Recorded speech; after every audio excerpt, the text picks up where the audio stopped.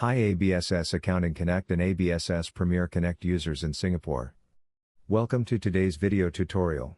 In this video, we will guide you through how to send aggregated invoices for GST InvoiceNow submission using ABSS Accounting Connect or ABSS Premier Connect.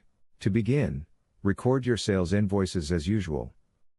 Select the customer, and ensure you tick the aggregate option, which allows the system to group these invoices for GST InvoiceNow submission to IRS. Once your transaction is ready, navigate to the Sales Register screen and click on the Aggregate Listings button.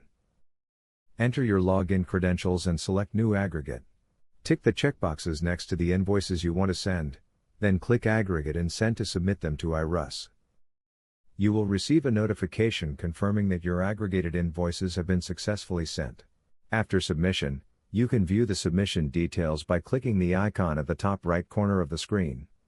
This allows you to track the GST InvoiceNow submission details sent to IRS. We hope this guide helps you streamline your accounting processes. Thank you for watching.